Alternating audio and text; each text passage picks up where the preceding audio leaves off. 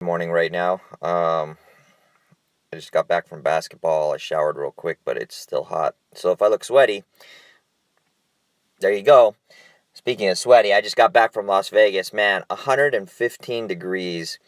I've never seen anything like it. We were driving down the street.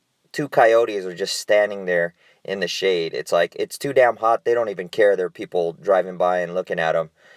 So they're just chilling in the shade and trying to escape the heat. Even the birds weren't flying; they're just kicking it in the shade. So I've never experienced that kind of heat before, and so the heat here in California is kind of nothing.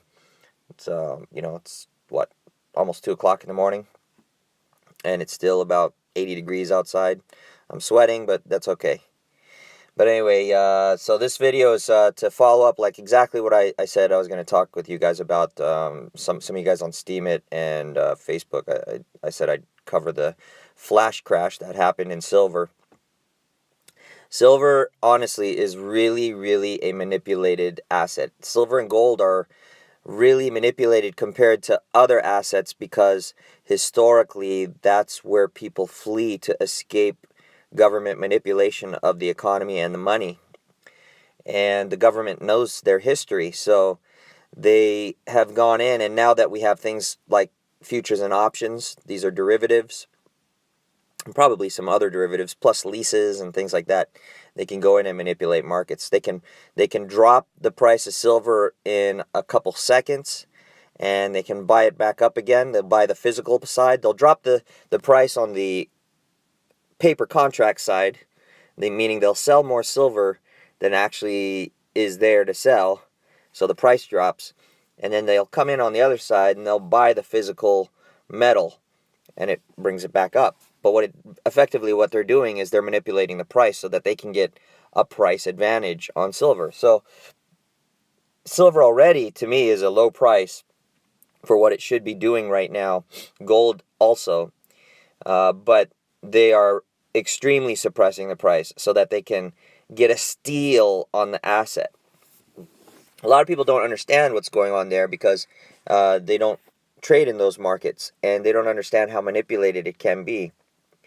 And in addition, we also have people who are probably going long silver, meaning they're buying silver, or they have positions in silver on the futures and options side. I should do it over here since that's where I started on the paper contracts. And they may have a stop where what a trailing stop does, or a stop does, is when the price drops to a certain point, you don't want to lose any more money than that. So you hope that stop will trigger and it'll get you out of the market, so that if this price drops dramatically, you'll be safe, supposedly. But that's not exactly how it works. A lot of the times, the price will drop so rapidly it doesn't trigger your stop. It goes right through it, and actually your sell position triggers more selling, so it'll go to the next person's stop. So there may be multiple people who have stops on the side here, and the first one gets triggered and the price drops to the second one, that gets triggered, the price drops to the third one, and then the fourth one. And so you can get a real fast crash based upon those two forms of manipulation. There's a third form of manipulation, which actually is not really a manipulation. We live in the era of technology, so historically you have human beings doing the trading, but now a lot of hedge funds have developed algorithms, they're computer software that trades based upon market conditions. So if they can see a sell, and you have like 50 different companies with 50 different algorithms that are trained to sell at that moment, if they see the right market conditions and that market condition comes up, the computers will, without emotion, without fear, sell at that moment. So it's those things that are combined that can drop the price of silver and gold. And when you get into the type of economy we have, if you look back at like 2007, just before 2008, when we had the financial crisis. I'm getting over a cold again because of the weather changes. Back then, you had computer algorithms doing those same kind of tradings. And so they were trying to blame it on what's called fat finger trades, where because somebody may have gone to press a button here, their finger is so fat they hit the button here. And so it's a fat finger trade, meaning they went to buy and accidentally sold, and this selling triggered all of this selling in the marketplace. I don't buy that at all. Silver and gold are regularly manipulated, but if you start to see flash crashes in other assets, like Amazon also had a flash crash, and they're blaming fat finger trading for that. That's typically a sign of the computers are recognizing we're in a depressionary type economy, and that there's so much credit that is floated out there, and people can't afford to service that credit anymore. You're getting a credit contraction because people, instead of earning today the money and building up their bank accounts so that they can buy it in cash, whatever it is they want to buy in cash in the future, they're using credit, which is the opposite. It allows you to buy that thing today with money that you don't have yet, because you're borrowing it from somebody else, so you pay it back into the future, and you're also paying interest on it. That's where the banks get a lot of people. Everybody likes to have it today, now. They want that instant gratification, and the banks are partially to blame for that, because they like to do predatory lending. They know people are weak when it comes to managing money, so they'll give you a loan that maybe you're not qualified for. But it also comes down to the people. At some point, you got to take some personal responsibility. I did that in another video. I talked about personal responsibility. You have to learn to manage your money and not overextend yourself. If you can't afford to buy it, don't buy it. Actually, I've done a couple videos where I remember saying that. If you don't have the money today, you don't necessarily need to get that thing today. You can't afford it. But everybody wants to be the first to have this doodad, this gadget, this car. They want to get it now for the keeping up with the Joneses mentality, of communism, where communism makes you feel like you're excluded if you don't keep up with everybody else. And I can tell you, a lot of the people that don't try to keep up with everybody else are doing a lot better than everybody else, because everybody else keeps spending and spending and spending to try to give themselves status. So, this is the economic situation now with all this credit, and people can't service the credit. The banks are not going to extend any more credit, and so people are not buying things anymore because they can't afford to, because they can't pay the credit. Let's say they wanted to buy a house, and they have a well-paying job right now, so they get a loan to buy that house now, and then they lose their job. Well, they still got to pay back that loan, and so we're seeing these kinds of things happening where. So now credit has expanded the prices of everything, because the dollars that typically you'd have today to buy the thing would raise the price slowly. But now you're buying things with dollars that are coming from the future. And so you're expanding the price of things beyond when you're borrowing money. So we're seeing massive inflation of prices, like houses, pretty much everything, stock market, anything where you can borrow money to invest. And that's coming to an end little by little. You're starting to see businesses go out of business. You're seeing a lot of businesses filing for bankruptcy. And a lot of businesses are laying off people. So, in that kind of a business environment, this is why I really like silver. If you're seeing the manipulation in silver, you don't realize the kind of business environment it takes to make silver. If you're a mining company, first of all, you go into business so that you can make money. So you have a certain cost, right? It costs you this much to make silver, let's say, and you hope to be able to sell silver at this cost so that you can make that margin or that difference as profit. But when they suppress the price in the markets down to where it shouldn't be, they don't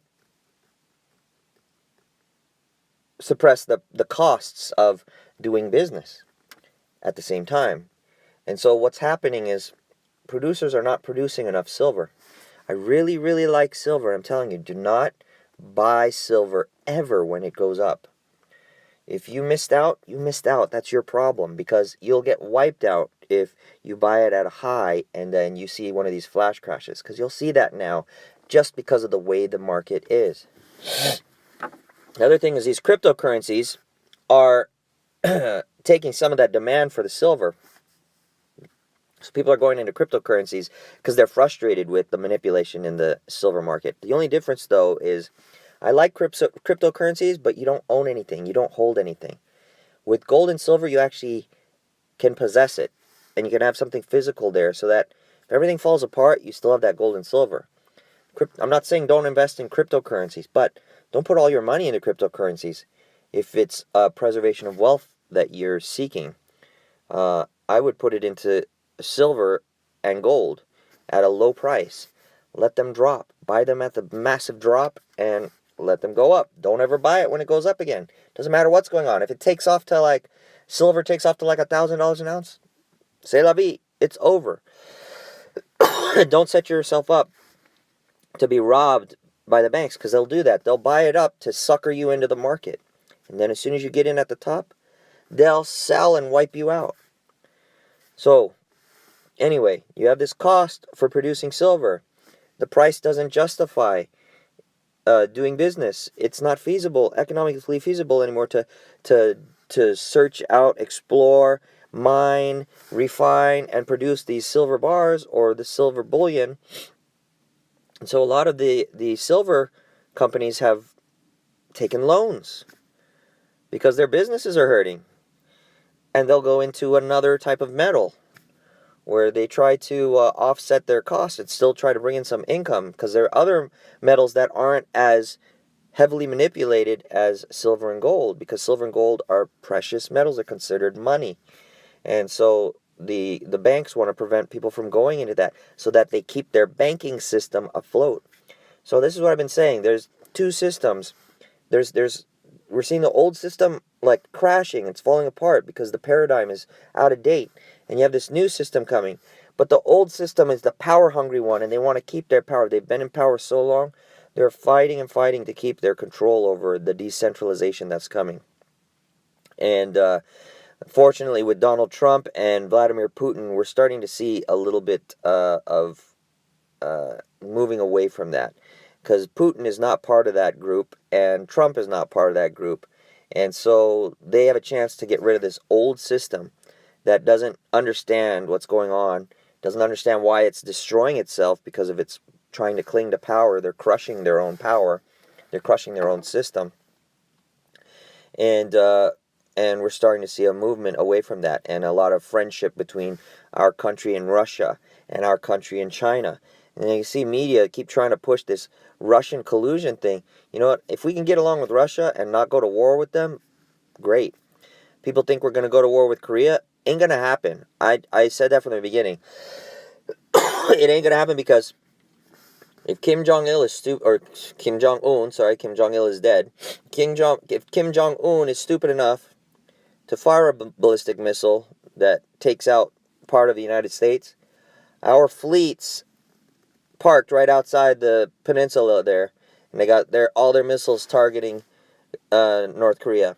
If they take us out, they take a portion of the United States out first, you'll see the U.S. fleet take out North Korea. So North Korea wouldn't be stupid enough to do that. They're just saber rattling to try to get money from other people, from other countries.